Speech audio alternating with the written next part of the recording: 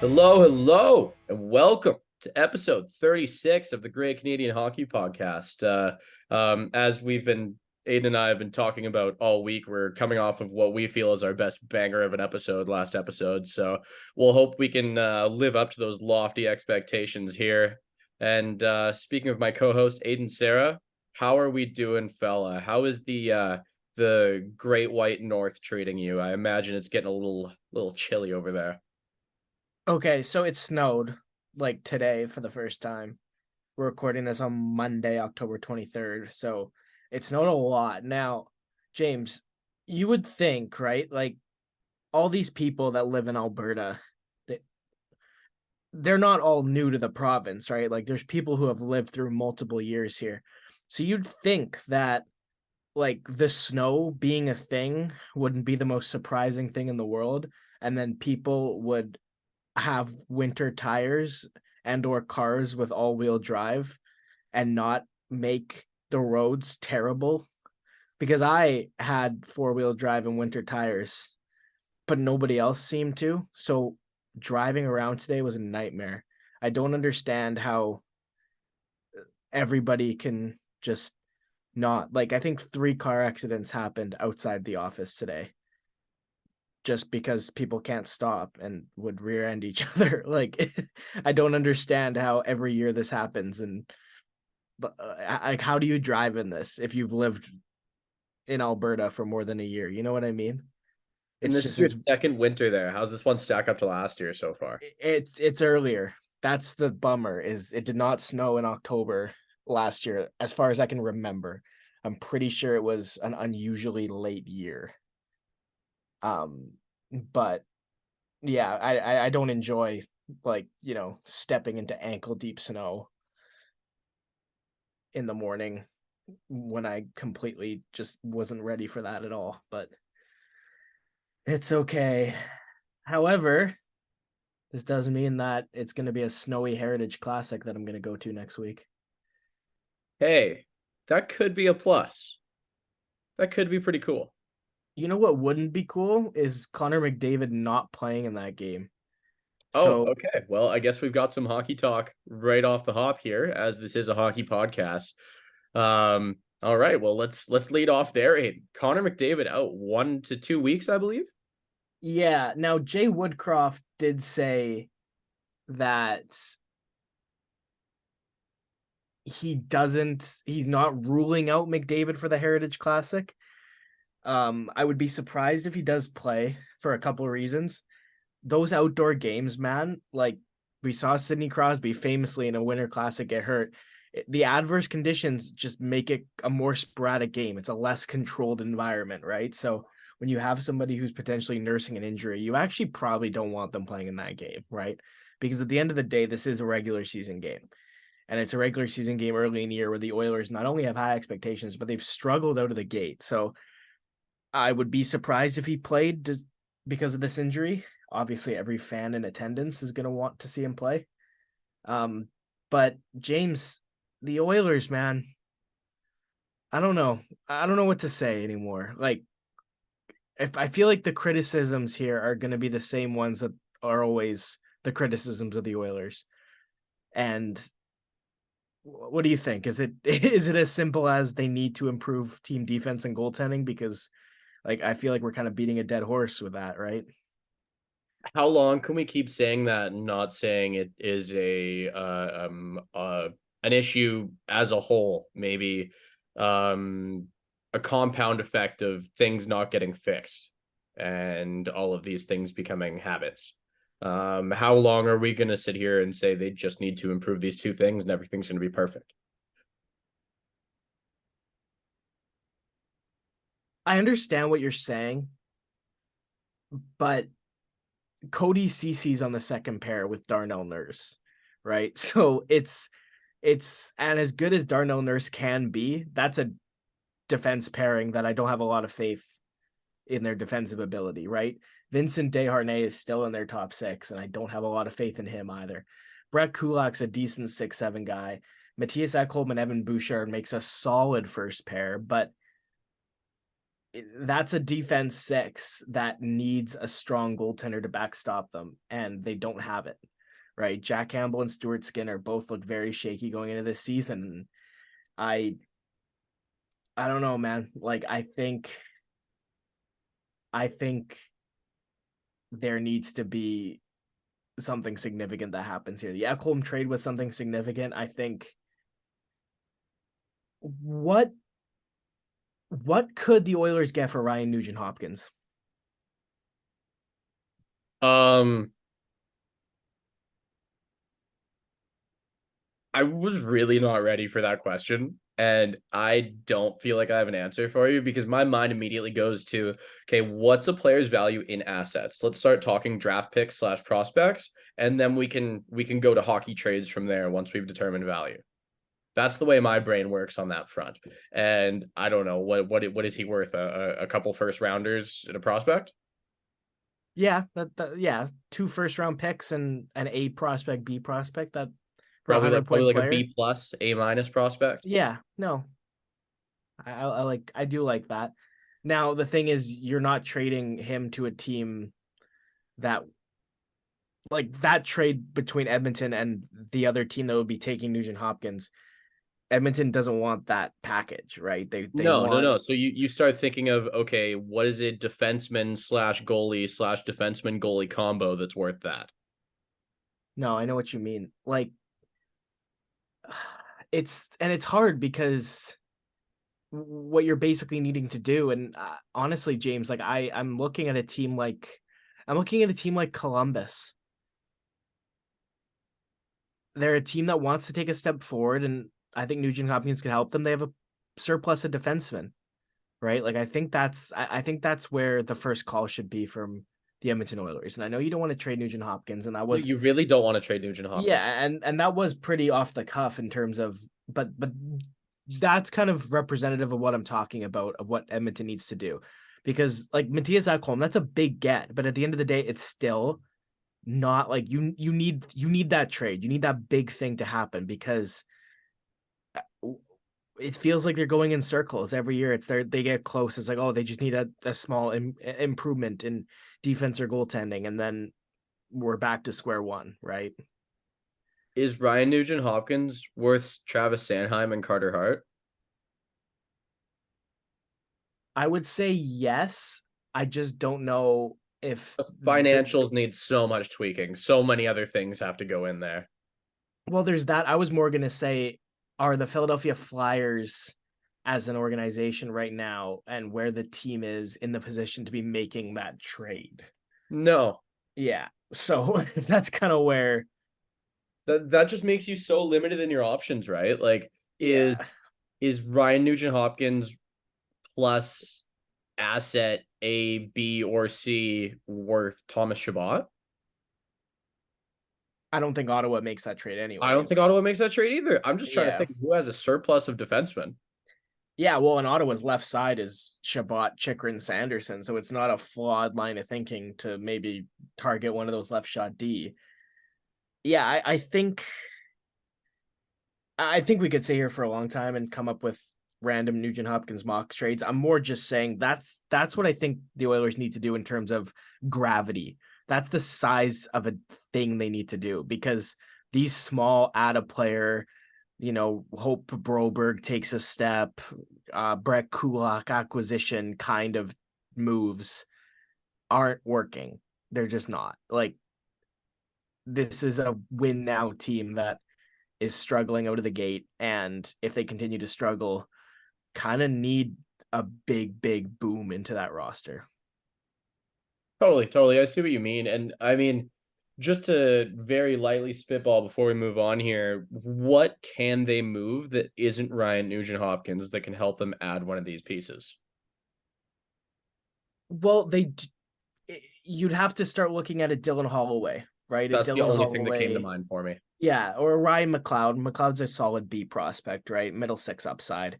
I like him as a third line center for the Edmonton Oilers, right? And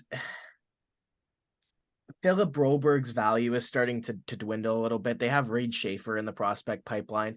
I don't love the way the Oilers have drafted of late. It's not terrible, but it's definitely not helping them too much. Because realistically, like you should have some more young players that we can be talking about right now, and they just don't. Right? I didn't like the Reed Schaefer pick; it hasn't aged very well, and realistically, like you look at a team like the Vegas Golden Knights, and we keep asking ourselves, like, how do they have the assets to trade for Ivan Barbashev? Well, it's because they got Zach Dean at whatever 30th overall, right? Like that's the reality of it. Is that's where you need to find the value is in your late picks, and the Oilers haven't been able to do that either. Um, Now you mentioned the Ottawa Senators and James, like I do want to kind of go back and revisit the episode in the summer we did when DeBrincat got traded because I definitely was pretty harsh on him. And now he has 8 goals and 12 points in 6 games. Did we not have an entire texting conversation about how you don't think he's really worth much and you weren't feeling the acquisition for them? We had a texting conversation where I was questioning like valuing him at the 40 goal 80 point player that the reports were kind of valuing him at because I didn't see that being a consistent number that he was going to hit. Now again, we talk about seasons and anomalies. Alex DeBrincat has had seasons all over the map, and he's started this year trying to prove that it's the bad years that are the anomalies, right? And the good season is the real Alex DeBrincat. I didn't like the way he played in Ottawa last year, man. Right? I didn't. He looked unengaged. He looked bored. I know that sounds like silly, but you know what I mean, right? Like he just didn't look like he didn't look too interested in what he was doing when he was on the ice.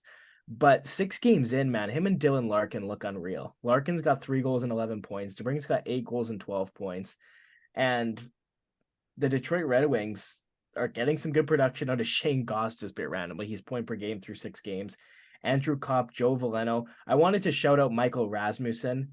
He only has 2 points in 6 games, but he's playing really, really good hockey. He was a guy that I watched when he was in the Tri-City Americans. His last year of junior, they played the Kelowna Rockets in the first round, and I happened to be in Kelowna during that first round, so I went to the home games for the Rockets. The guy, James, he looked like he looked like he could be Todd Bertuzzi when Bertuzzi was on the Canucks during that series. He had 16 goals in 14 playoff games that year. And I thought this kid was going to head, and it didn't work out for him. It didn't work out for him. He had a decent last couple years, but he's playing really good hockey right now. And for a 9th overall pick that didn't look like he was going to work out, he's starting to look like he's working out, right? I mean, while we're in Detroit here and we're kind of amending things we've said about players they've picked up, I talked so much smack to my friends about the Justin Hall signing. I did not see any merit or value in this. I didn't really think I thought this guy deserved more of a prove it contract somewhere else. And 3 points in 5 games, and he's a +9. Yeah, he's played good defensive hockey. What I will say in your defense in that situation, I still think they need to do a better job at freeing up space for Simon Edvinsson to make the team, right? He's a good player. He's kind of running into the same thing that David Juracek is running into in Columbus, where you probably are an NHL defenseman. It's just we have 6 other NHL defensemen and you don't need waivers, right? Like, and it sucks, but that's where he's at. And so, but you know what? Edvinson's a left shot D, so you can kind of point to like an Ollie Mata and say, well, then move him, right? Keep Justin Hall, Yeah. play Edvinsson with Hall, then, right? Yeah. I'm really, really cheering for Robbie Fabry this year too. He's already hurt, I think, Aren't which we always cheering for Robbie Fabry? Isn't that a yeah, thing? Yeah. I do think there's a standing like hope that Robbie Fabry can turn it around. But constant knee problems have very much stunted his NHL career. But yeah, Detroit looks good, and I think obviously the consistency piece is going to be important, but they're pretty deep, man. And I think if Ville Husso can be a solid starter caliber goaltender all season, they could really target, like, they look better than Buffalo and Ottawa so far. And we were talking about Buffalo and Ottawa taking those Atlantic Division playoff spots. And I thought Detroit was a step behind, but so far they look a step ahead. I will say I do think Ottawa looks sick. Like when you watch them structurally, they're very it's like a tantalizing offense to watch. You're immediately drawn into what they're doing, the plays they're making, their breakout passes. But I mean, just getting out of Ottawa, getting out of Detroit, and these teams that I mean, are struggling or doing great out the gate.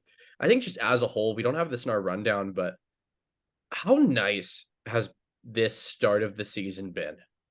I just want to say, like, the hockey has been incredible to watch. We've had so many storylines. I feel really jazzed up about the sport right now. How do you feel? I agree with you. Like it's been a lot of fun to watch, and it's not just the NHL, and maybe maybe it's just we're hockey fans and we're excited to watch hockey. That's part of it, but even James junior hockey's been great so far. NCAA, the start of NCAA hockey's been really fun to watch too. Macklin Celebrini at Boston University has been a really fun player to track so far, man. He scored some highlight reel goals already. The projected first overall pick in this upcoming draft. Quickly back to the Ottawa Senators. Josh Norris, 2 goals, 3 points in his first 2 games after returning from injury. How much do we love to see that? Like, so happy for this guy. He's somebody who I thought was going to score 40 goals last year. 2 injuries later, ended the season with 8 games. Finally back and looks like he's starting. Man, I love Norris. I know I've said it on this podcast before, but he is such a good hockey player.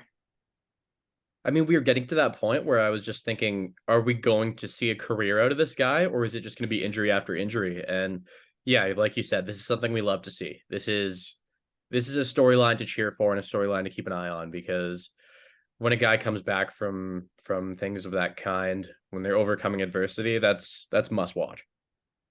Yeah, and I think I I do agree with you that Ottawa are playing some good hockey right now, and yeah, I'm happy with the way the season started. There's one thing I'm not happy with, James, and well, I'll rephrase. I'm happy that the suspension was what I thought it should be. Rasmus Anderson gets 4 games. I'll let you take the lead. I have him in fantasy, so I have to recognize my bias right away, even though I agree immediately that it was a brutal hit, the totally unnecessary play. I he deserved his 4 games most likely. I really wish he wasn't getting suspended because I'm in first place in my fantasy league right now, and that was not projected. I am not supposed to be in first, and I really would like to keep first. And I have people breathing down my neck. So a 4 game Rasmus Anderson suspension, not great for me. Not great at all. But I see the Calgary Flames are looking to appeal this suspension. And I just want to think back and look like, have we really seen many suspension appeals that have actually worked? It's not going to get overturned, man. And No. they're appealing this suspension more than anything because they don't want him to miss the Heritage Classic, right? Yeah. Like, and I know he reportedly is a guy who really was excited and wanted to play in it. And obviously, as a human being, that sucks that he's not going to get that chance. But it's 4 games was a good call, right? Like, and you touched on it, and I've talked about it on this podcast before, where like it's the way I look at hits is what were you trying to do, right? And Rasmus Anderson was not trying to make a hockey play, right? He was jumping into a hit on a superstar player with his elbow extended into the guy's head with 1 second left on the clock, right? That's the part of this. Like, this game's over. This game is over, period. And then you do that, right? Like, this isn't like a middle of the third period in a tight game where you're trying to prevent the guy from getting a shot away. It's like, no, this game is over and you wanted to get a lick in, right? And that's I think 4 games is good, and I think it should be upheld. And I agree with the decision. Yeah. Totally, totally. I mean, I think I think that's really all we have to say on that. I think just one little note on Calgary. Um, First game of the year, this team looked very motivated. I haven't admittedly watched every second of every game since then, but you kind of wonder what this Flames team is going to put together this season. You wonder, like that Pacific Division, there are seemingly a lot of spots up for grabs and a lot of teams looking to take them. And Calgary at 2-3-1 so far, lost 6-2 against Detroit on Sunday. That's not awesome. That's not what you're looking for. You are looking to get some early season success. You're looking to get going and get everyone rolling as quickly as you can. And there's been some line shuffling going on, production here and there from all over the roster, but you want more. And I think this Calgary team needs to do more if it wants to do any damage this year. Yeah, I agree with you. I think consistency is going to be the key, right? Because you look at that roster and you know what some of those players are capable of, right? You do. And we obviously saw it last year. We saw those players not live up to that potential. And I think for that team this year, how do they handle adversity is also going to be a big thing, right? Because it seemed like a lot got knocked that train off the tracks last season. You know what I mean? Like it was one thing after another. And Elias Lindholm and Andrew Mangiapane have had good starts to the season. I think the biggest thing, honestly, James, that could happen to this Calgary Flames team right now is they get Noah Hannafin done. How much of a boost would that be if Hannafin, who looked all but surely leaving in the summer, decides to commit and stay there? I think totally. I'm on the money with you, but as soon as you say that, I just started thinking, what's going on with Elias Lindholm? I think that one's arguably a bigger piece, right? Yeah, and they're both UFAs coming up, and everything's such a huge question mark in Calgary, right? If you Nazem Kadri's only got one assist through 6 games too, right? Like you have players that still need to get going. You have these question marks, and where are these answers going to come from? and if you can't get those guys done, what are we looking at here, right? Like, are we looking at teardown? I think you can only retool on the fly considering the contracts you've handed out to Huberdeau and Kadri. Well, and then the other thing that you're going to be faced with is the question of, do you kind of keep them as your own rentals, or do you try and move them at the deadline, right? Like, because obviously this team wants to contend, and their best path to contending is with Lindholm and Hannafin on the roster. But if you're facing down the barrel of, okay, we're going to have these guys for one more playoff run and then they're both going to walk for free, like, how do you justify that? I have something I want to talk about that I didn't throw in the rundown, which you put together as always, because you are kind of the MVP here. Um, and it's something you would not have put in the rundown anyway. In fact, you may have erased it if I threw it in there. What is it? There is a goaltender who is off to a very hot start to start this season. A goaltender that you don't like. Jordan Binnington is 2-0-1 with a 126 goals against average and a 959 save percentage. They beat Pittsburgh on the weekend. Killer game from the guy. 31 saves on 33 shots, 939 save percentage. Their best player on the ice. There's spots up for grabs in the Central Division. It's Colorado and Dallas, and then who else is grabbing the rope here? So I don't know. You could see Jordan Binnington carry that team. It's possible. And you would hate to see it, but it would be pretty cool. If we were going to talk about St. Louis, I'd want to shine a light on the fact that Jakub Vrana has a goal and 3 points in 4 games to start the year. Love it. Obviously, yeah. No, and for the St. Louis Blues, you're kind of approaching a spot where this is it, right? Like, this is the last year or couple years that this core is really going to have together to try and make a playoff push. And as much as Robert Thomas and Jordan Kyrou are still young players, Colton Parayko's now in his 30s. Justin Falk is in his 30s. Kevin Hayes is in his 30s. Jordan Binnington is 30 years old, right? Don't forget that either. Braden Shen is 32. Torrey Krug is 32. Like you're getting to that point where the magic of that Stanley Cup run is starting to fade, and you're starting to face down the barrel of your superstars are starting to decline. And St. Louis needs Binnington to not only be a leader in terms of his play, but I think he needs to keep himself together too. And he's done that so far. So commendable on both sides of that for Jordan Binnington. And for St. Louis, you're right. Their Central Division, there's spots open. And again, like I said, this feels pretty last dance for this group.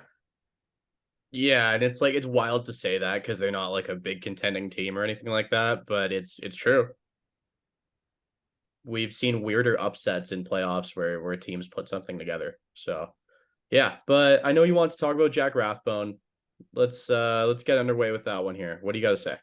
Yeah, I mean, I'm happy for him, right? Like he has started in Wilkes-Barre Scranton in the AHL, so we haven't seen him in the NHL yet with the Pittsburgh Penguins, but he needed this, right? He gets traded from the Vancouver Canucks with Karel Plasek for Mark Friedman and Ty Glover. Like I'm pretty happy that this happened for him.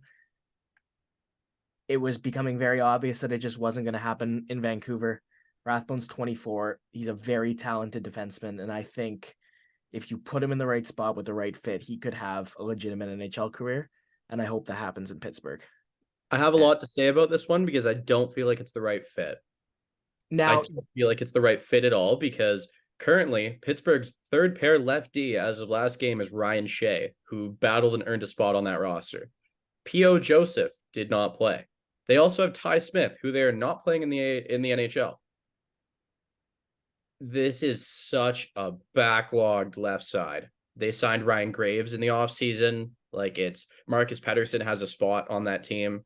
Like there are three very capable guys, four of them, in fact, competing for a third pair left D spot. yeah, I was gonna actually get to that the Pittsburgh Penguins as an NHL team, there's a reason he's in Wilkes-Barre Scranton, right? And for him, I'm just happy because James, like it was clear it was almost like it didn't matter what he was going to do in Vancouver, right? It wasn't going to happen there. So as much as you're right, I just think he needed the freshness of getting started with a new team. And if it doesn't happen in Pittsburgh, hopefully he puts up enough of an AHL showing that somebody else would want to take him, right? I just worry about him having the role because, like, if he's on your AHL team, he should be playing like 25 minutes a night on that AHL team. Well, and Ty Smith's on that AHL team. Yeah. Yeah.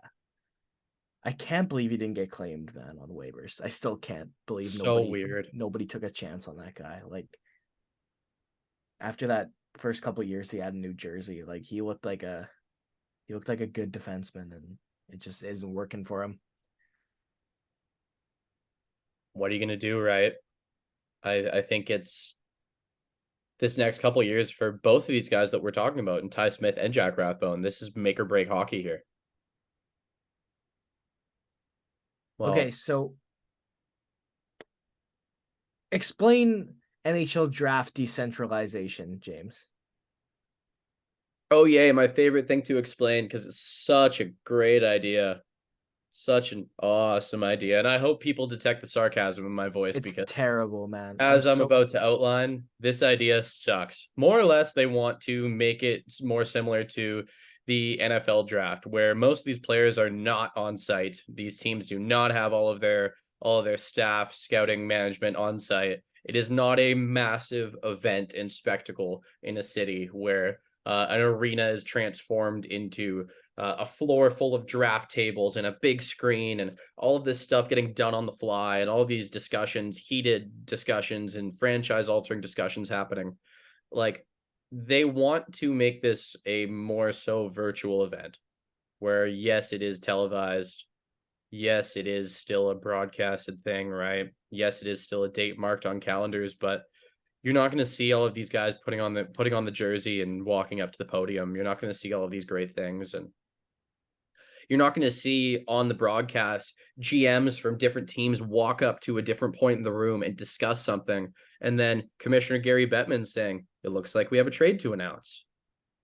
And gets You're not booed. going to see that. And I hate that. And the reason that this is supposedly on the table is because teams would like to save money on flying in all of their staff. I don't get it. I don't get it at all. There is supposedly also another reason is it getting all of their staff to a city and then getting them out of there right before NHL free agency opens up.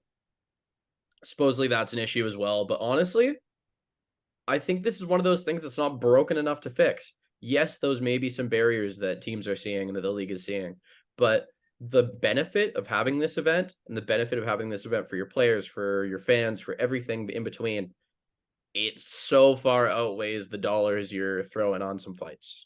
I don't really care about your fight dollars coming from billionaire franchise owners. I Honestly, build a bridge and get over it. Yeah, I completely agree with you. So this now has been taken to teams. It's a vote per team. The league has put this in the teams' hands. I really love the draft. I love it. And I would be very devastated to see this happen, honestly. And I know this is only a major hockey nerd would be quote devastated about this, but I would be so crushed. The draft is one of my favorite days of the season. And You honestly, watch it every James, year.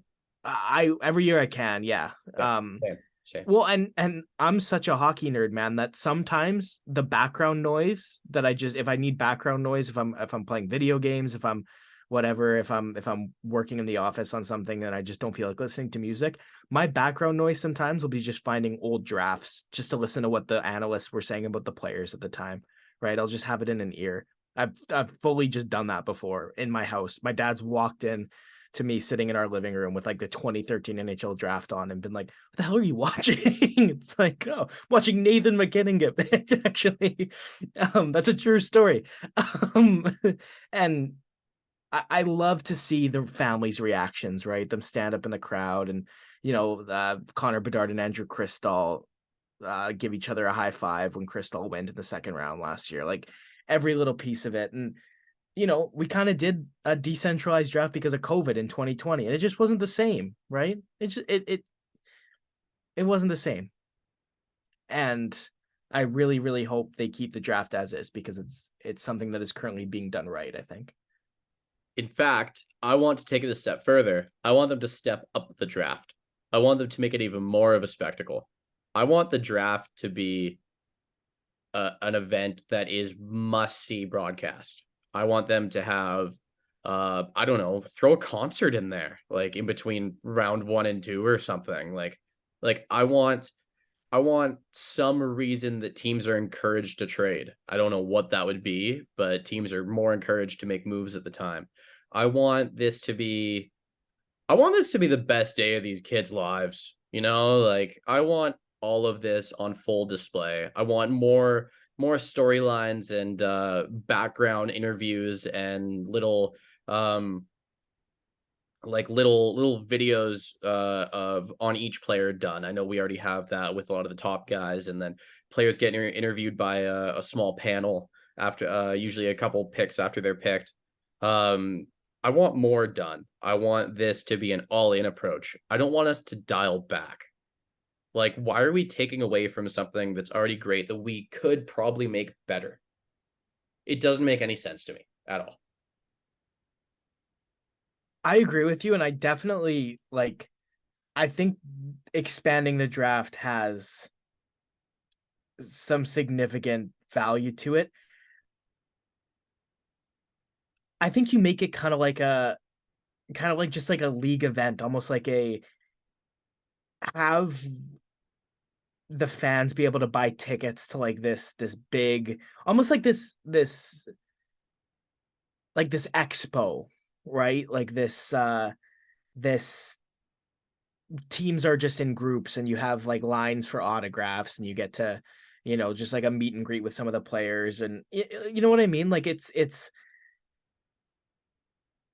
you should be trying to expand it, not take away from it. And you said that, and I think that's absolutely right. Because at the end of the day, like it's I think it's a great starting point if somebody wants to get into the sport, right? I think it's a really good starting point for somebody who maybe just isn't into hockey. Like watch a draft and be able to follow somebody's career, right? Like imagine getting into hockey in 2018 and the first player you see drafted is Rasmus Dahlin and then you've just follow Dahlin's career from there, right? Like that would be so cool to be able to almost like have your hockey fandom grow with a player, right? Like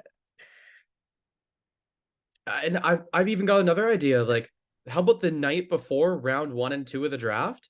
Let's let's make it let's make a prospect on prospect tournament. Let's set up 2 coaches and have them each pick a team, former NHL All-Star game style, where they draft the team. And let's do 2 teams and let's pick prospect by prospect and have them go out and try a bunch of fancy moves and show us something cool. Like it could just be so much better. And then what you said too, like I so clearly remember I graduated from grade 7 of elementary school the day before the 2011 draft. And so my grandmother came over and we went for dinner at the keg and stuff like that. And while we were at dinner, well, before we went to dinner and then while we were at dinner, I was watching it at the house before. I was just watching the draft. And I was so invested in Mark Scheifele and Jonathan Huberdeau and Gabriel Landeskog, Ryan Nugent Hopkins, all of these guys. That year, they actually did a really, really good job of the media side of it, where they had all of these like quick little montages of the players done so well. And the broadcast was so perfect. And I can so clearly remember that. And I have felt invested in every single one of these players that I watched that day and took an interest in that day since then. Like I wanted to collect their hockey cards. I got excited when I would see them in World Juniors coming up. I would get excited when I saw them play their first game. I'd be playing NHL and I would go, oh, I wonder how I could do this draft differently. I would be in my NHL franchise mode going, oh, what if it was flipped this way? Like I became so invested, so much more invested as a fan because of the way the draft is done. I don't want to take this away for any kid growing up, for any kid at the draft, for anyone watching, for anyone who's a hockey fan. so we'll move in from draft talk into some youngsters talk. Adam Fantilli is struck with his first NHL goal. Most recently, Adam Fantilli, but now all 3 top picks in last year's draft have scored. James Connor Bedard, 2 goals and 4 points already. Carlson just struck his first goal. Fantilli's got a goal and 2 points. They all look like they are pretty serious contributors to their team, and I think, I think the last draft to be really hyped up was 2020, and it just kind of fell on its face, that draft class, right? Like, and obviously that was only 3 years ago. It was a very COVID impacted group of players. So guys like Alexi Lafreniere, Quinton Byfield, Alexander Holtz, like we could still, Marco Rossi, especially because he did have COVID in a significant year of development. We could still be talking about these guys eventually working out and hitting their potentials, but this very hyped up draft class, Connor Bedard looks like the best player on the ice in every game he plays, right? Like Leo Carlson looks like such a smart player. Adam Fantilli is settling into that spot. He's playing wing right now, but I think there's a spot for him down the middle, especially if Patrick Laine's injury is long term. Like I'm really happy with what I'm seeing. Me too. Me too. And Leo Carlson playing on a line with Troy Terry and Trevor Zegras. That's fun. That's really fun. That's one way for the Anaheim Ducks to go, you know what? Let's show this fan base what we got. Let's show them what we're putting together. You know what? They might get the snot kicked out of them some games. They might be a -3 some games. But then other games, they're going to make crazy tic-tac-toe plays and finish it off with an awesome shot and make for a highlight reel goal that some young Ducks fan somewhere is going to go, this is what I get to look forward to my whole hockey watching life in the foreseeable future. Keep doing this stuff. This is awesome. Like I love it. I love it. I love watching these young players get on the board early. It's awesome to see. when they're not snake bitten for the first 15 games of the year. That's awesome. Fill the net. Let's go. Some young stars that didn't make the NHL have had lightning hot starts. I want to start with Joshua Waugh, James. Joshua Waugh was an absolute stud for Canada at 2 World Junior Championships. And he was a guy I kept watching, and I kept thinking, there is no reason this guy, all these skills for this guy aren't going to translate to the next level. Like, he was somebody who screamed to me, you are going to be a super effective second line forward in the NHL. Do you disagree with me? Like, I don't disagree with you, but I want to kind of open it more to like dynamic third line center as well.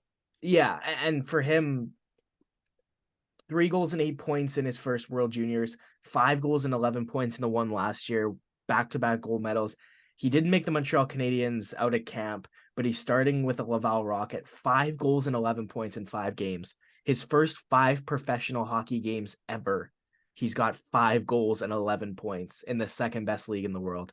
That is such a good start. The AHL is a very hard league to play in, man. And Very much Joshua so. Waugh has been on fire, and he's not the only one. But you can talk about Joshua Watt before we get to the other guys.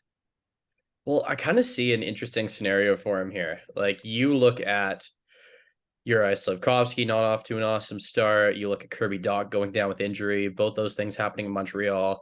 Figuring out where Alex Newhook fits into the equation. You kind of see a spot where Joshua Waugh might be able to go play on the big club for a few games here. I don't see why not. Especially the way he's producing, right? Like, Yeah. Like I understand the argument against like you want the guy to keep being a number one priority for whatever coach he's playing for. So I understand that reason to keep him down. So you can have him elevate his game as much as possible, give him a whole season of regularity at the pro level. Maybe call him up at the end of the year so he doesn't have to do the back and forth. There's no disheartening send down just because some guy who's an NHL veteran or something along the lines has been acquired or comes back from injury and takes his role away. Like sometimes that could be disheartening for a young player. So I get that argument, but there is a spot here. There is a path to him playing some NHL games this year, and I think that's an exciting thought. first 3 professional games of defenseman Olin Zellweger's career with the San Diego Gulls, man. The Anaheim Ducks, like, we talk about the Buffalo Sabres and their future. Anaheim looks like a team that's going to be strong, and Olin Zellweger is going to be a big piece of that on a defense core with Drysdale and Mintyukov. Oh, man, that's almost unfair. And a goal and 4 points in his first 3 games with the goals is a great start for him. Yeah, I keep hesitating to start talking about him because I think this is 3 straight episodes we've talked about him, and I don't see it stopping anytime soon because we're the kind of nerds that are going to look at the AHL numbers all the time. And yeah, I'm going to go light on him because again, this is something that's going to be recurring here. I still think he could be the best D out of all the ones they have, very much so, and not by a slim margin. There is nothing to say, or nothing I've seen that has shown me that he can't be their best player. Even I'm not talking about restricted to just defensemen. High praise. High praise. Yeah. They just drafted Leo Carlson. Like Yeah. he very well could end up being their best player. Someone in our keeper league just picked him up because they're not a very good team and they want to stash him away. I get it. I understand. If I wasn't a competing team right now, I probably would have done the same thing. Logan Stankoven, 201 points in the last 2 seasons with the Kamloops Blazers, 21 points in 14 World Junior games over the last 2 tournaments, back-to-back gold medals, 4 goals, 7 points in 5 games with the Texas Stars. This is a guy, one of those guys that just fell in the draft because of his size. He's only 5'8", 170, projected as a first-round pick in 2021, drops to 47, and the Dallas Stars are laughing that they got him that low. He's got so much skill, so much hockey sense. His motor never stops going. I'm really happy this guy's had a great start. just because of how good the Dallas Stars are, I don't see him playing in the NHL this year unless, say, there's an injury down the stretch or going into playoffs. I think you want him to compete and take a spot in camp next season. I think that's what you want. You don't want to clear a runway for him. You want to have him work for his spot and take it. As in, like, this is my third line right wing with second power play unit spot. This is my role to take, and I'm gonna use it to launch my NHL career and work my way up the lineup and play with top end players. That's what you want to see from him. Do you disagree with that at all? No, I don't. I think when you're dealing with a player that needs to learn to adjust to the professional game, a full year in the AHL is not a bad idea at all. And we're talking about a guy, like I said, 5'8", right? That's when you're a player that small, the adjustment to professional from major junior is going to be tough. Looks like he's been handling it very well so far, but obviously you said it, right? You want to keep getting those minutes and keep getting those, keep getting relied on in those key situations. The AHL is the best spot for him. Last two guys quickly, Yuri Kulich and Connor Zary both have played in the AHL. They're the two guys on this list that aren't rookies. Kulich's first season was last year with the Rochester Americans, 24 goals and 46 points in 62 games. He started off very hot, 4 goals, 6 points in 4 games. James, the fact that Buffalo Sabres forward core has Isaac Roseyan and Yuri Kulich both in the AHL, having not even broken yet. Matthew Savoy as well. Like, this is unfair, right? Like we've talked about the Sabres team a lot, and the absolutely just they've got so many good players, and Kulik's just another one. And man, I really like this guy. Yeah. My only concern with all of these Sabres forwards is who's going to end up being part of the long-term plan, who's going to carve out a spot on the roster in the next couple seasons, and who's getting traded for a big rental or a big piece. You can't fit every single one of these electric young forwards on the roster. It's not going to work. So what's going to happen? And that's just what I want to watch and wait and see. Yeah, and Zach Benson's out day to day, unfortunately. Right. Jack Quinn is still hurt as well. Devin Levi's listed as day to day. It's Luukkonen and Comrie as of right now, and for the Sabres. Again, I still believe in this Buffalo group. I believe in that top 6 defense core. I believe in their forwards. I believe in Levi. I think they're going to turn it around. But yeah, it's going to be interesting to see how all these young pieces mesh together. Connor Zary's the other one. Took a step from year 1 to year 2 in the AHL. This is now his 3rd season. 8 points in 4 games ready for the Calgary Wranglers. Calgary had a very good team last year. Matthew Phillips led the way. Phillips is gone now, so it's kind of Connor Zary's mantle to kind of grab. You know what I mean? Like it's with Phillips out of the way, he's kind of the guy on this team now, especially on that forward core. And looks like he started pretty well. And yeah, we just got to hope that that's going to continue for him. And he's a player that could still very much be a top 6 forward in the NHL. And we say still, and like it hasn't even been that long since he was drafted. And it's just there's so many players. There are so many great players. I'm so curious to see which one gets traded and has an insane career. Yeah. Yeah, that's fair, right? Like, yeah. Like prior to the year, we were talking, well, not necessarily us, but a lot of people were talking about the possibility of a Connor Hellebuck trade for Buffalo. And then, like, what would the package have been going the other way? Like, you never know. It could have been Yuri Kulik and Ukko-Pekka Luukkonen. Very well could have been. I would have probably said yes to that. But yeah, it's gonna be really, really interesting to watch how things shake out in Buffalo and in Rochester. Do you want to move on to junior here? What have you been seeing so far in the junior ranks? Oh man, we got this kid in Prince George in the WHL. Like, it's it's hard when you have these guys coming out of either the elite whether it's the British Columbia Elite Hockey League, the former midget AAA ranks in Saskatchewan and in British Columbia and in Alberta.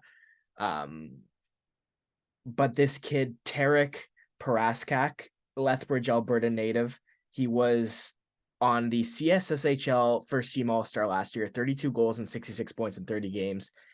And the Prince George Cougars, he wasn't really on my radar in the NHL draft. 15 goals in 12 games, man. This guy's taking the league by storm as a first-year player. And all of a sudden, we're talking about somebody who's working his way right up the draft charts in 2024. I don't want to say he was unknown because, like I said, the Canadian School Sports Hockey League is a good league. And for him to be a first-team All-Star,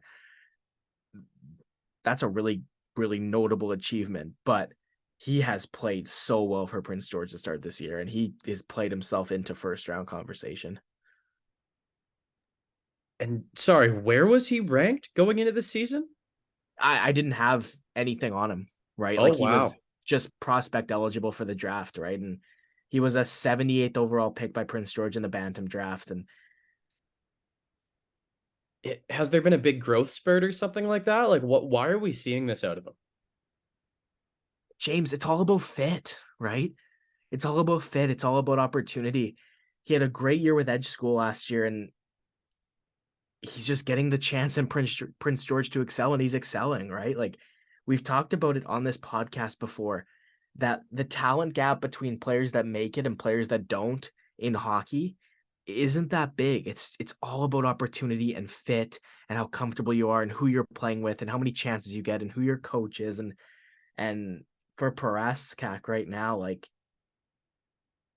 he's really making the most of a good opportunity, and you got to commend that. You're right. Fit is huge. Fit is definitely huge. My laptop just did something really odd where, when you go and click the unmute button, and it's usually just like you have a MacBook as well. It's usually just your little mouse icon, but the mouse just jumped to 10 times in size for about a second, and that threw me off big time. But yeah, just finishing that thought. Yes, it is all about fit, and I hope we see something like this continue. I mean, that goal pace, I'm not going to say it's unsustainable, but it's pretty much unsustainable. You just hope that he's going to end up having a dynamite year and skyrocket his way up the draft charts.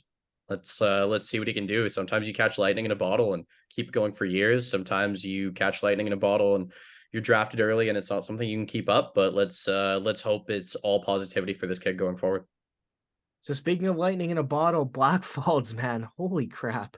This team, 11 straight wins, tied for first in the AJHL. It's always more fun to work for a team that's doing this well, right? Everybody's always in a good mood. And for the Bulldogs, back-to-back wins against two pretty good teams in Drumheller and Spruce Grove at home. And yeah, watch some of this team play, James. Like, these guys play great hockey. Like, I'm really happy with how they've been playing lately.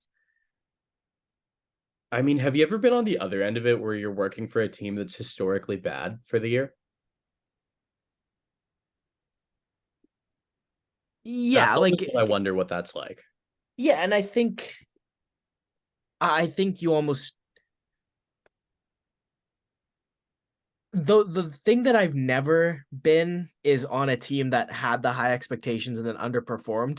That would be the worst, right? Because when you're on a team that knows that they don't have championship aspirations, and best case scenario, they're trying to just get into one of the last playoff spots. Every time something good happens, you're happy, right? So, and then when the losses come, they're just kind of bumps in the road, right? But it's when a team has high expectations and is losing, that to me would be the worst team to need to deal with, right? And but man, the Bulldogs, and I have to just shout out one specific player. Dakota McIntosh is leading this league in points right now. I have actually, James, never seen a better player in offensive transition in this league. He is unstoppable when he gets the puck in his own zone. Is he He already is committed? not yet. It's coming apparently, from what I can tell. From the scouts that I'm seeing at the games. I can see the logos and the jackets. I know who's watching them. And yeah, he's something to watch. just the power this guy has at this level is hopefully gonna take this team a long way. I'd love to go on another deep playoff run with these guys. Yeah, I mean, it's not just fun for them, it's fun for you. It Oh, makes the job totally. significantly more interesting.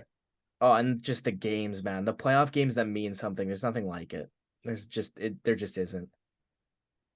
Well, love to hear it, man. I think that's all we've got for Junior. It's time for what makes us us. We've got some closing thoughts. I mean, we're gonna do questions, maybe a little trivia. We'll talk about movies. Where do you want to start here? Yeah, let's answer the questions. I threw something up on the Instagram today, so we got a couple from every which way. Why don't you start with whatever one you want to go with first? Okay, let's start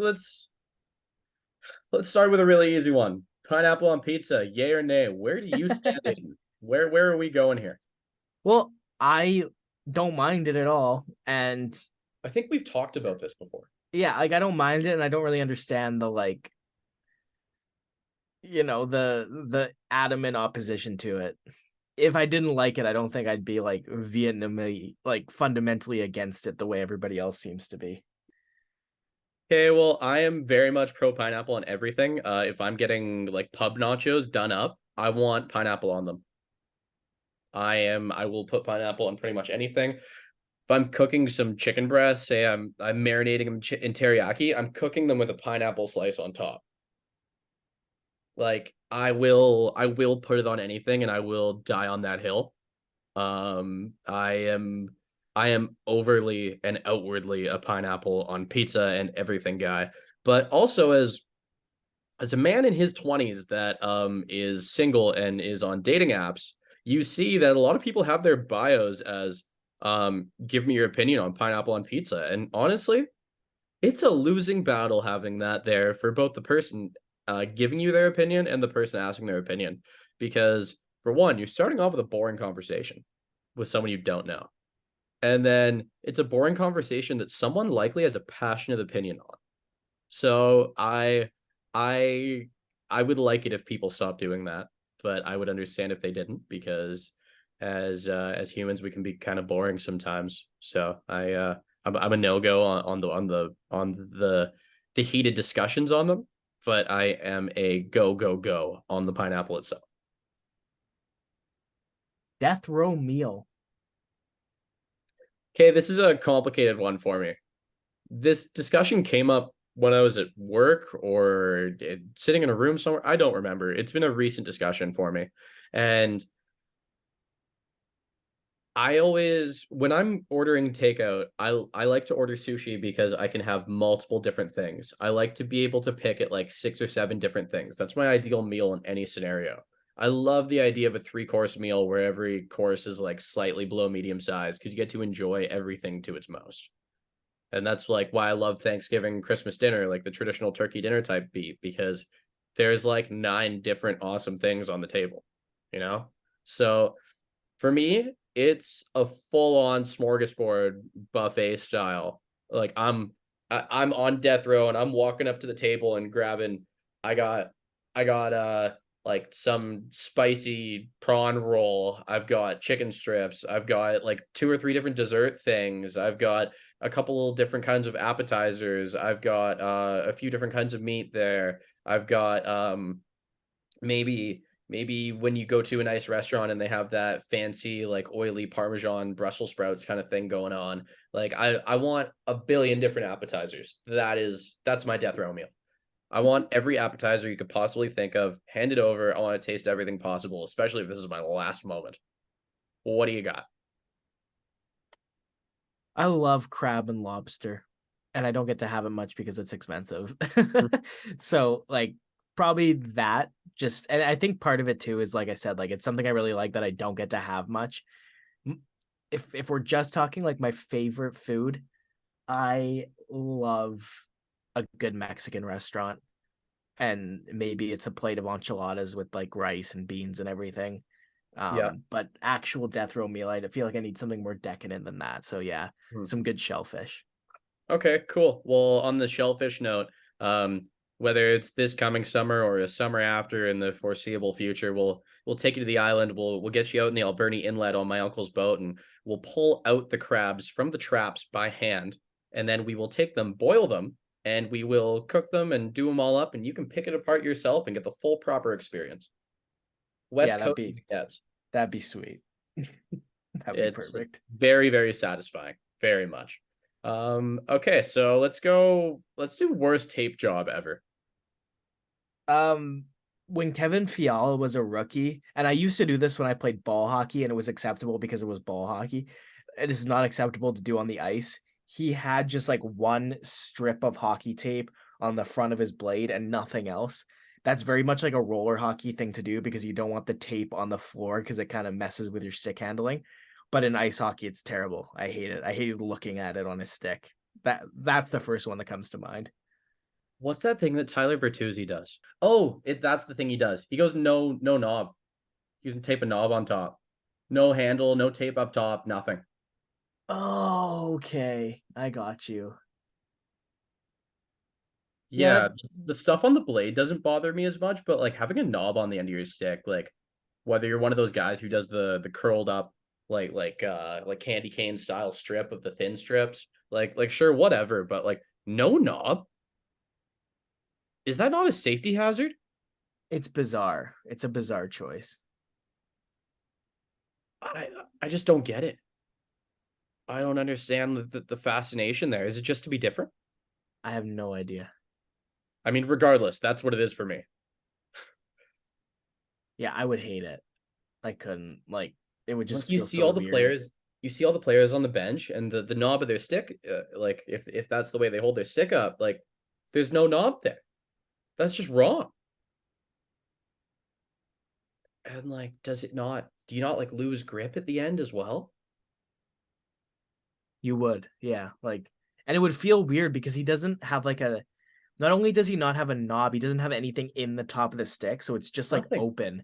So then if you're holding it at the top of the stick, I feel like you'd notice that there's like a hole in the top of your stick. You know what I mean? I would hate that. I couldn't do that. Well, that's that one for me. Let's go most underrated hockey nation. What do you got? Latvia, easily. Mm, Not yeah, just they get hyped because, up.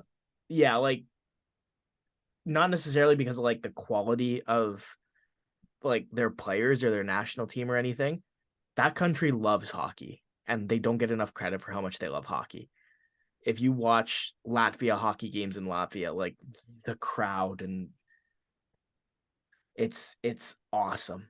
It is so cool, and I think that's a slam dunk. It's Latvia. Like you obviously you talk about Sweden and Finland and Russia and Europe and how much they love hockey and everything, and but Latvia really loves it. It's their sport, and whether or not that national team is a top 10 in the world, and they just won bronze at the world championship, which was really cool. Um, but man, do those fans love that sport, and they deserve a lot of credit for that. I'm gonna go a little bit different here, and I'm not basing it on the fans. I'm basing it on the location. When there's been a lockout and players go to Switzerland, they rave about how it is the best. Joe Thornton found a wife there.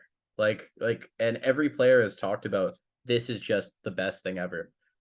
We've also covered that I'm a big hockey card nerd. One time I trade with a Swiss hockey fan on Instagram, and he sent me over a bunch of players. He sent me over a bunch of like base cards of hockey players from Switzerland when NHL players went over there. So I had like a Matt Duchene when he was on whichever team there, and a bunch of other stuff. It was a really cool thing to see. You've talked about like Tyler Sagan and Rick Nash and Joe Thornton, all of these other guys going over there, and you wonder how much of an effect it had at the time. And you look now, we have Nico Hischier and Roman Yossi is probably the two best Swiss players in the league. Kevin Fiala, Timo Meyer, not far behind. On the younger end, JJ Mosier, Akira Schmid, kind of in the mid range, Nino Niederreiter, Philip Kurashev, Pia Suter, Denny Malgin, Jonas Siegenthaler, and most recently, 22-year-old Tim Burney. I think Switzerland is becoming very slowly a more and more powerful hockey nation. And I think we are going to see them probably have more prospects in the pipeline coming up to the big leagues soon. I don't know who we're watching for. There's got to be some.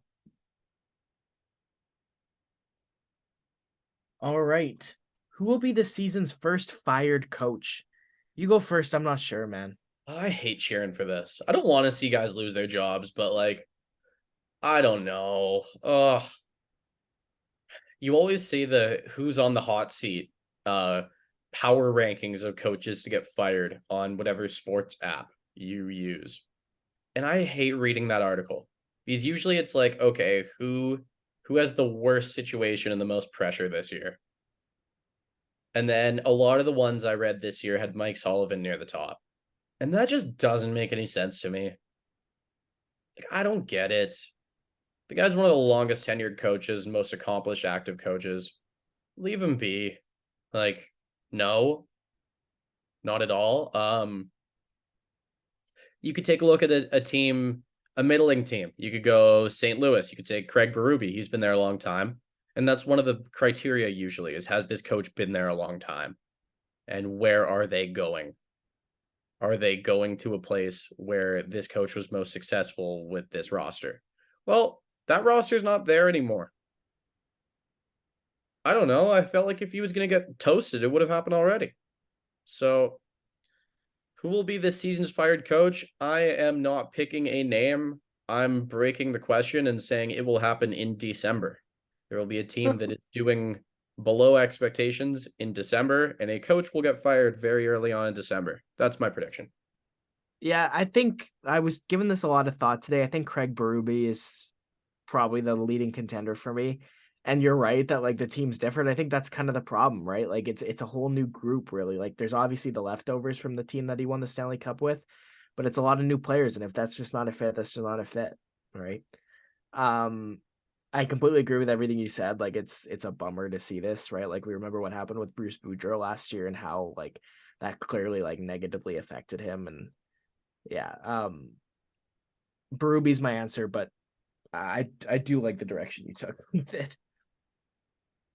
Yeah, totally. We have one last question.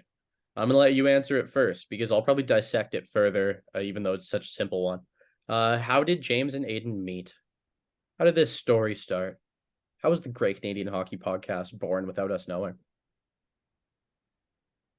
It was, I mean, in a broad sense, it was when we were at BCIT. We both graduated with a broadcast and online journalism diploma, started in 2020, finished in 2022.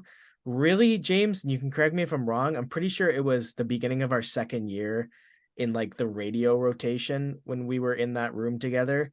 And I believe the group we had, it just kind of fell that you and I ended up just always hanging out with each other and Yeah. um and had our lunch together and went and we grabbed food together from Tim Hortons all the time. Like it was just the Stir way that Friday. stir Friday, yep. Oh, Oh, I missed that, dude. oh. We Yeah, it should was go to the BCIT cafeteria and get stir fry. you live close enough. I do. I do. Um I don't really feel like paying for parking though. that's fair. Um yeah, and it's not a very exciting story. And then at the start of last year, right after we graduated, I was interested in doing a podcast and James and I was really the perfect duo to do it. Like him and I have had the conversations we have on the podcast was just what we talked about every day in person. Like these So career trajectories we did for the majority of our episodes early on, that was just something that in passing by, say, okay, we had a massive project where we all had to make a documentary in the end of our second year at BCIT, and that resulted in a couple late nights in the building. And one of late which nights, Aiden two, actually, yeah. twice. I slept in that building twice, James. Yeah. But I would just be working on my project and I would walk out of the room because I didn't feel like staring at a computer for a minute. And Aiden would just go, he would name a bunch of players, or he would name a player's career trajectory, and I would go, oh yeah, Mike Camilleri. And he's like, what the hell, man? And that's pretty much how that went. That's how we became closer. We would play NHL player Hangman as well. That was a Yeah. massive one. Um, but I think if I'm boiling it down to our first time actually seeing each other's names was probably on a Zoom call like a few weeks before the our first school year started together. Yeah, it must have been, right? Like that's kind of how like Lucas and I actually basically met over Zoom because like we ended up in breakout rooms and stayed in them and talked in them, right? You and I Yeah. didn't really have that, but yeah, that was our introduction to each other was the little face on the computer screen.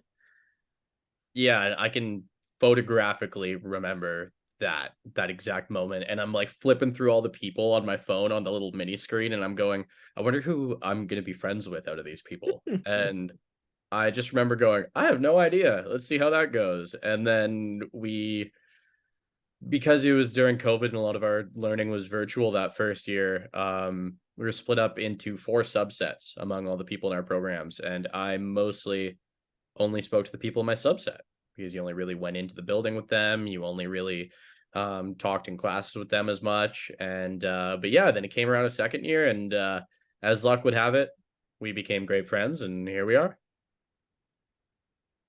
All right, you want to go to trivia? Yeah, you got anything for me? If you ask me one, I'm sure I could think of one. I did not prepare for this part, Okay, I'm gonna give unfortunately. you a career trajectory, and I'm going to think of a player off the cuff right now. Okay. And what I'm gonna do is I'm going to, because always the way I do it is I think of a player whenever I do this off the cuff, and then I go to their hockey DB, and then I click on a roster that they were on once, and then I find an obscure name from that roster. You think of something hard and then make it tougher. Yeah, yeah. Okay, I'm gonna give you a doable one. Yeah, okay. I say doable. This is definitely more doable for me, but uh okay, so I mean, as you guys may have recognized, Aiden and I each have our strengths and weaknesses. These World Juniors ones, he can walk circles around me, and then players who primarily played in the 2000s, I will be dangling through his feet left and right nonstop. But not to toot either of our own horns here too much, but okay, so this player played from the 2001-2002 season to the 2014-15 season. And I'm not looking at Aiden's face right now because I have a full screen window open, but I imagine there was just a bit of a sigh. Um, so it went Carolina Hurricanes, Edmonton Oilers, Carolina Hurricanes, Montreal Canadiens, Dallas Stars, Detroit Red Wings. I feel like this one's very doable.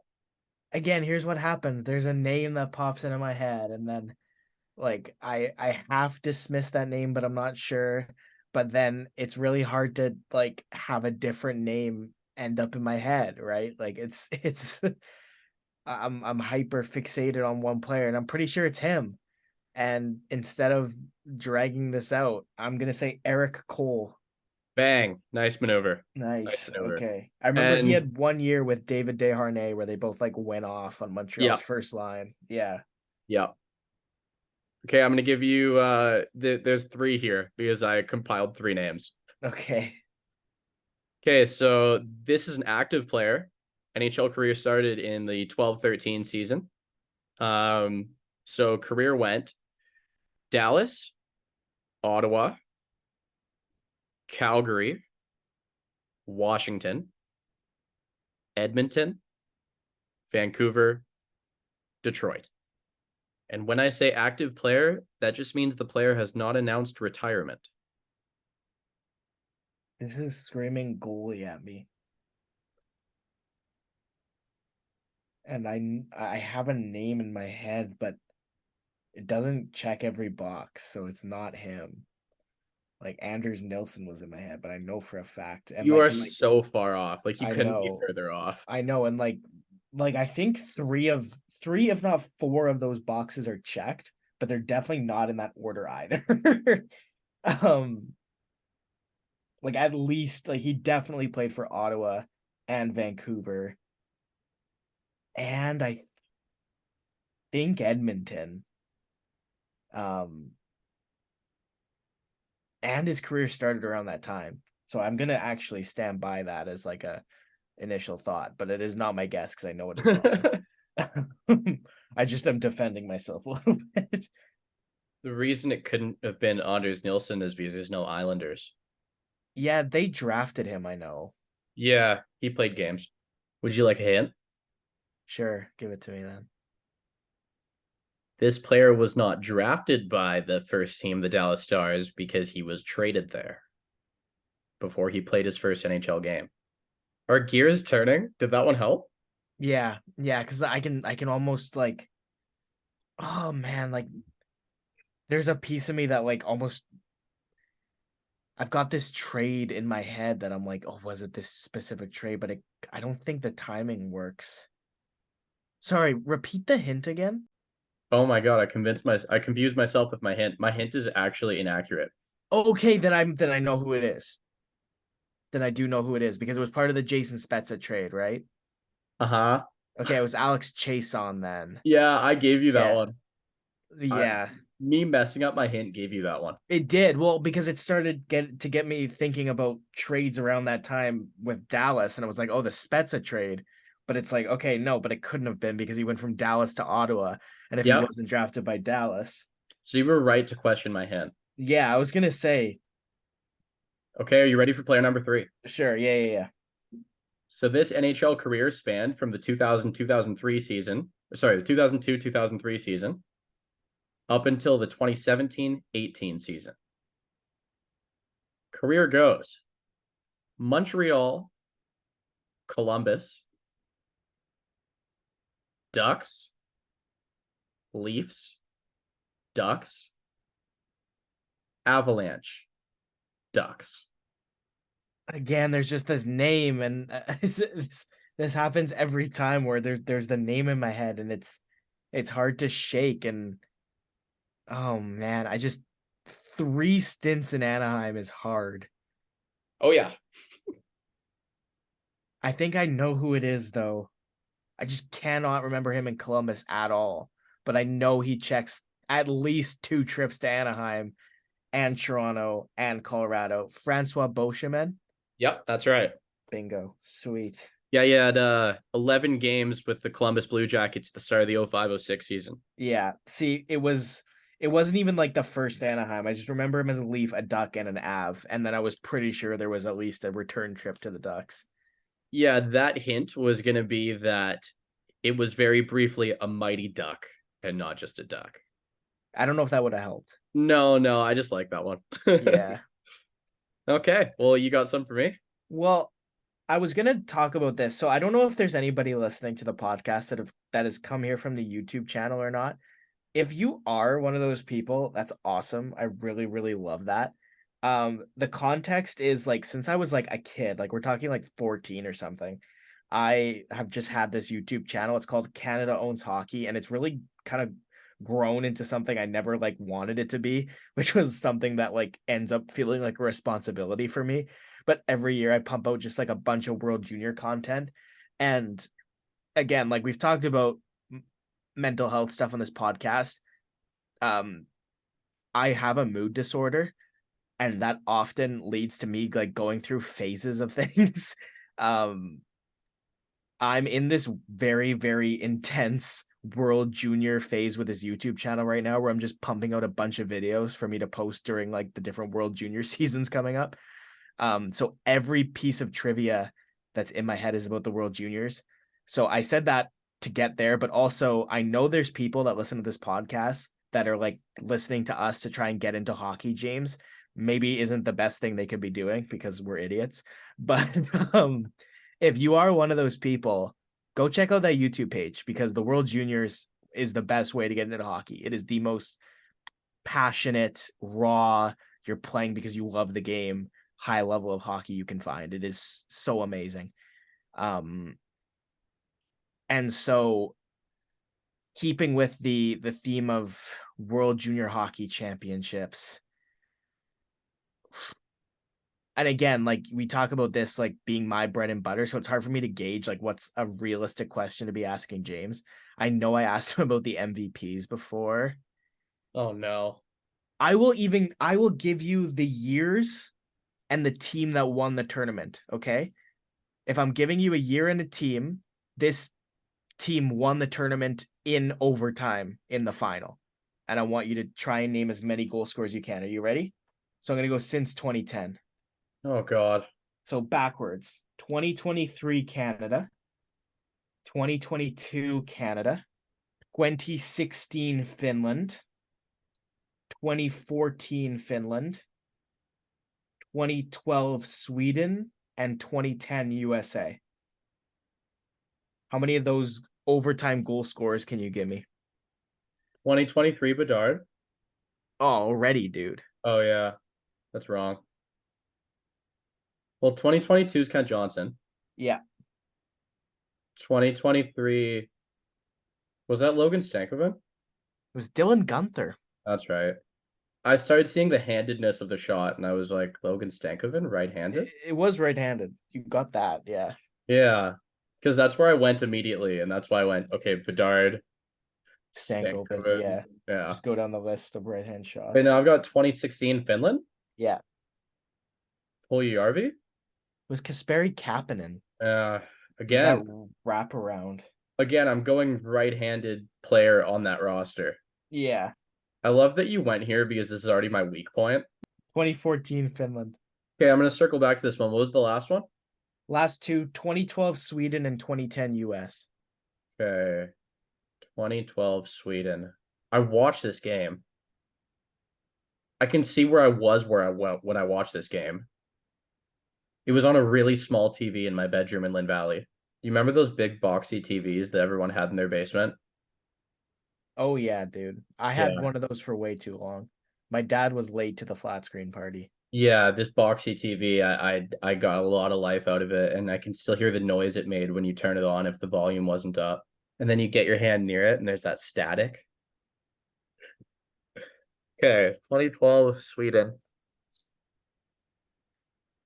I'm picturing the roster. Do you want I should have given you these players' career trajectories. That would have been a funny, like, I probably would have got those. yeah. Can I have Although the 2012 Sweden player? 2012 Sweden. Okay. This player, I think, was the main piece in what might turn out to be the most lopsided trade of the 2010s decade. Oh, it's Adam Larson. Mika Zibanejad. Oh, because Adam Larson could have been on that roster. He could. Was He he? was eligible to be, I think he might have been in the NHL. He was probably already in Jersey. Yeah, I don't think because I know for a fact he played in 2011. Because you said rid of a lopsided trade, and I was like, Hall for Larson. Oh, done. Dude, I think Zibanejad for Broussard is like Mika Zibanejad turned into a 40 goal in 57 game player. He had 91 points in 82 games last year. Derek Broussard for the Ottawa Senators. Very good playoff for them. Singular, yeah. Like and I attribute that more to the Senators falling apart. Why the trade sucked? Yeah. Dude, I understand what you're saying, but Mika Zibanejad, but it's Zibanejad. Yeah, like look at what he's turned into, right? Like, okay, last player, American defenseman, one team his whole career. I know it's a good player too. Excellent defenseman, right-handed shot. Yeah. Oh my God. Why didn't I get this earlier? Okay, for some reason I thought this guy was on the. Did this guy play in more than one World Juniors? The guy that scored this 2010 goal? Yeah. I believe so, yeah. And he's very good now. Oh yeah, like he's insane. Yeah, for sure. John Carlson. Yeah. Okay, and I still need a Sweden one, right? 2014 Finland is the one you're missing. 2014 Finland, that's the one I'm missing. Okay. 2014. This was another right shot defenseman. Yeah. I want a hint for this one too. I know I shouldn't get it, but I need to get something here. 8th overall pick in 2013. He played in 3 World Junior Championships. This was his last one. And this was the last moment. This is ooh, okay, okay. Does this player have a terrible career plus minus? Oh yeah, like abhorrent. Nightmare fuel. Yeah. Yeah, it's Rasmus Ristolainen. Yeah. Okay, so I went what, 3 for 5? 2.5 for 5? No, There I was went six. There was six. yeah, I went 3 for 6. Yeah. Okay. Honestly, when you gave me the question, that's better than I thought I was gonna do. Yeah. Well, and again, this is like the it's kind of like James said when before he asked the Eric Cole one. It's the two sides of it. Yeah. Yeah, listen, if you are somebody, and I again, like I said, I know these people are listening to this podcast because like some of these questions that we get, and I like the questions, don't get me wrong. Like this isn't in any way an indictment or a criticism of the questions. But when we get questions that are like very, very basic stuff, those are from the kind of people who are, you know, new to the sport. And again, if you are new to hockey and you want to get into it, World Junior Hockey Championship. Well, you will fall in love with this sport. That's it. It becomes more important to you than Christmas at times. Dude, it's October 23rd and I'm fired up for it already. Like, Okay, well, we've done that part. Apparently, it still is the Great Canadian Hockey Podcast, even without a couple of great games to play. But we checked that box this time. What movies have you watched in the past week? What movie are you bringing to the table? I watched Marriage Story and I really liked it. Adam Driver and Scarlett Johansson both give just very, very impressive, raw, believable performances as two people who have fallen out of love and are going through a divorce. I loved it. I Like, really like Adam Driver. yeah, it was so good. Okay, It and what's was, heading here? You watched this with Caitlin? yeah, Yeah. yeah. I was gonna say this probably wasn't one you were watching with your boys that you know from the hockey world. Oh yeah, no, but like it is it is still my kind of movie. Like I know I've said this. One of the things for me that makes me love a movie is loving like the lead actor's performance, and both Adam Driver and Scarlett Johansson give those kinds of performances. So it's definitely like I would definitely have watched it on my own, but this was on me and Caitlin's list, and I think yeah, we both loved it. It was awesome. I don't know if we talked about this right when I started bringing up the movie thing and right when we started adding this as something we were doing, but I watched a movie with Adam Driver in the summer. Daniel Radcliffe is the lead role in it. It's called The F Word. I remember this. I think we talked about this.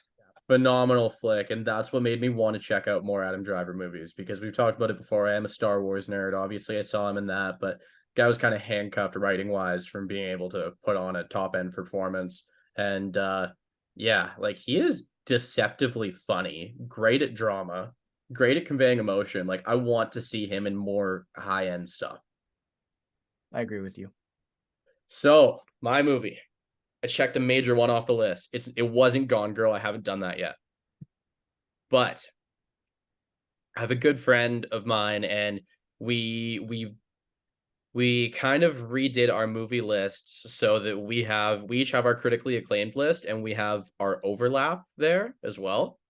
And we did it on like an Apple Note. I don't know if you knew that you can share a note with someone so that you can both edit them just on the Apple Notes, which is nice because I always knew you could do that on like a Google Sheet, but that's huge for random nerdy things. And so I finally watched Saving Private Ryan. Dude, I get why it got Best Picture.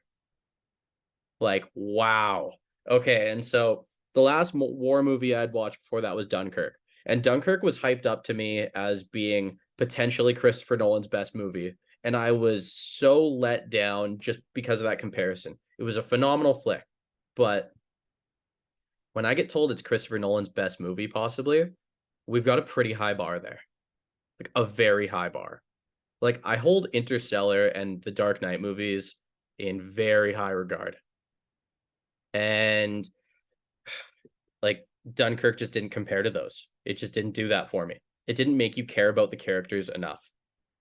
It it was an overarching thing with an ensemble cast of all doing things together. the way Saving Private Ryan had everyone go onto the beach, get through hell in what is probably the goriest opening scene I've ever seen in a movie. Not for the faint of heart for sure. Um, yeah, like that was a messy opening scene, but it makes you care about every single one of the guys in Tom Hanks's crew, all for different reasons. And as they pretty much all get picked off, other than a couple guys, on this adventure and mission that none of them feel they should be going on, so they can find one person, save their life, and get them home in a very bloody, terrible stage of the war. Like it did such a good job of just making you care and making you feel invested. And a lot of the time, a movie that's 3 hours long can have points that drag on. There wasn't a second of this movie that dragged on. I have no idea how I've gotten this far in my life without seeing it. That blows my mind. I know there's a lot of movies like that, and that's why this is a mission of mine to keep checking these movies off the list. But wow, what a banger. Have you seen it? You've seen it, right? I watched it at school when I was like in the 8th grade. They And I showed this in school? Yeah, and I haven't like been back around to it since. I remember like again, I think I was 13 years old. So I remember obviously like it was hard to watch at that age. um I remember liking it, like again, minus the like the impact it had on me as far as just kind of shaking me up a little bit. Um I do plan to revisit it for sure. You have to. Like, you absolutely have to. It was crazy. Like, oh, it's one of those movies where, like, Tom Hanks is one of the best to ever do it for a reason. Like, you look at his catalog and Saving Private Ryan, Catch Me If You Can, The Green Mile, like that's just the tip of the iceberg too. Like Forrest Gump, Castaway, like it's wow. I I recommend this movie to anyone who isn't too disturbed by gore. And that also reminds me to recommend another movie to people. It's called Greyhound. It's on Apple TV. It's Tom Hanks getting a supply run. He's the captain of a Navy ship doing a supply run across the Atlantic to help near the end of World War II. And he's getting chased by U-boats and they're sinking everything around him. And it is an absolute graveyard out there. And he's just trying to get across. And that's one of the best war movies I've ever seen because it's a different approach to it. But yeah, yeah, man, like I couldn't recommend and rave about this movie enough. I looked at my friend who I had also watched Dunkirk with a month earlier, and we just went, that completely blew Dunkirk out the water. Like it wasn't even in the same stratosphere. And I understand a lot of this is relative, a lot of it's opinion based, but damn, damn, that's wow. It was that good. And this brings me to the question: what's next on your list? Because who knows if I'll honor it, but what do you got next? What are you looking to watch? Again, like I don't know if these are necessarily going to be the ones like I bring the next couple times. Totally. I mean, we're coming up on Halloween. I've never seen the original Nightmare on Elm Street. It's on Netflix. I think I'm gonna check that out next. That might be tomorrow night, actually. Okay. There is a Rebels game that I was gonna buy me and Caitlin tickets to. She didn't have a great day today, and I'm gonna be the really, really nice boyfriend and like, have like the night in with her tomorrow, and then not go myself either. So maybe that's what we do is we watch a horror movie. um, so maybe it is tomorrow. I think that'd be cool. Next on my list is Titanic. Never watched Titanic. Um, that is Caitlin's favorite movie. I think it is overrated. Not to say, Tell me. yeah, overrated doesn't mean bad. It's a good movie. It's not like gonna change your life. Like it's solid. Yeah, it's good. No, and then 7 out of 10. yeah, and then obviously Killers of the Flower Moon just came out. Martin Oh, Leo, like that's must watch. James, I'm so fired up to see that. Like my best friend Cameron is flying in on Thursday, and I think we're gonna go to the Heritage Classic on Sunday. That's what he's coming for, but I think Friday night is gonna be that movie for sure. Oh, and speaking of going to see movies in theaters, I will actually be seeing another movie in theaters next weekend, and I'm going with my 15-year-old brother because he grew up playing these phone games, and I saw the trailer and it looked fun and intriguing. I'm gonna go watch the Five Nights at Freddy's movie with my brother. That's I wonder how that will like I'm not expecting it to be like good, but I wonder how that's gonna be. Like I think I it's going to be fun. I hope it's not like a total waste of time. Yeah, I hope it's fun. That's what you can hope for, right? Like it's not going to be this amazing movie, but you have to create an enjoyable movie watching experience if you're going to make a movie like that. The And reason I'm intrigued and the reason I want to go so bad is I don't remember the last time I saw Josh Hutcherson in a movie and he's the lead role. the Hunger Games, Yeah.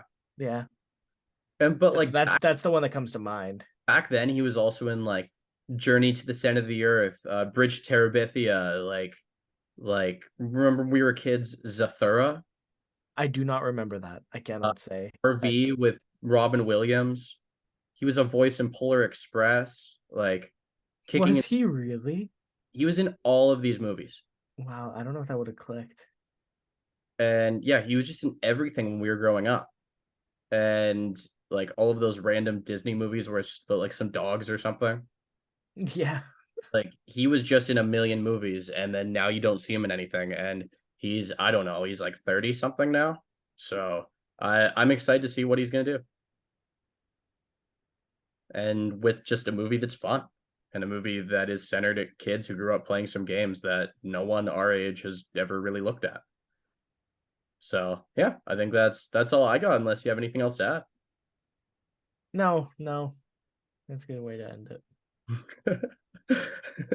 Okay, well, thank you everyone for listening. As always, it's appreciated. And to any new listeners who may be hopping over from YouTube, thank you for tuning in. I hope we've given you something that you may like and add to your go-tos. And if not, thanks for tuning in anyway. So without further ado, thank you everyone. Let's roll that outro. Cheers, guys.